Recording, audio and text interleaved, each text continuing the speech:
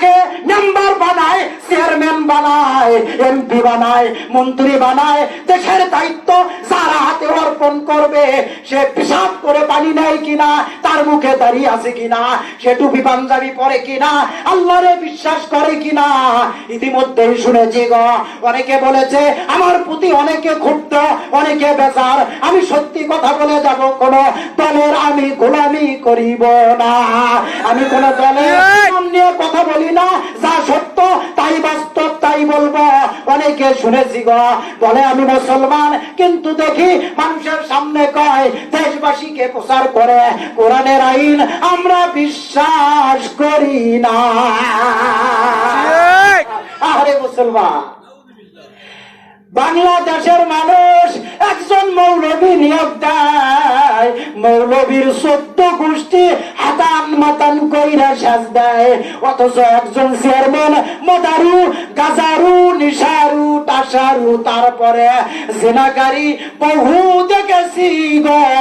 চেয়ারম্যানের ঘরের ভিতর থেকে, তার ল্যাপের তলে থেকে শত শত সয়াবিন তেলের বোতল, গুদামের ভিতর থেকে অসহায় গরিব দুঃখীর চাউল বের হয়। সাবধান মুসলমান, ভোট করেন ভালো কথা, ভালো কথা, কিন্তু কারে আপনি ভোট দেন? আমি কি কোন দলের কথা বলছি মরে দেন নাম কইছি বলেন চলে না? কোন বেয়াদব যদি এখানে এসে মাথা দেয়, একেবারে সাইজ করে ছেড়ে দিবেন। ইতিমধ্যেই নেটে দেখেন মৌলবীরা যেখানেই কোরআনের কথা বলে, সেখানেই তাদের কণ্ঠকে দমিয়ে দেওয়ার জন্য এক শ্রেণীর কুরাঙ্গার নাস্তিক নাস্তিক মঞ্চে উঠে মৌলবীদের মুখ থেকে মাইক্রোফোন টান দিয়ে নেই। বলো ঠিক কিনা?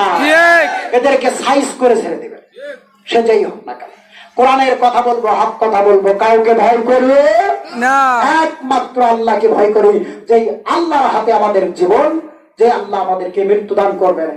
সারা পৃথিবীর কোন পরাশক্তিকে, পৃথিবীর কোন শক্তিকেই মুসলমান ভয় করে না। বলেন ঠিক কিনা?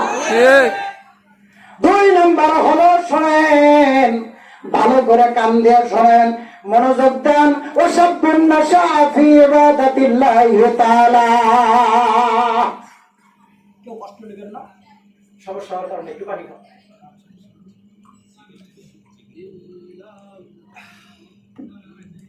ওয়াসাব্বুন নাশা ফি ইবাদাতিল্লাহি তাআলা। 2 নম্বরে আল্লাহর নবী বলেছে গো, কিয়ামতের দিন হাসরের মাঠে আল্লাহর ছায়া পাবে 2 নম্বর ব্যক্তি হলো গো ওয়াসাব্বুন নাশা ফি ইবাদাতিল্লাহি তাআলা।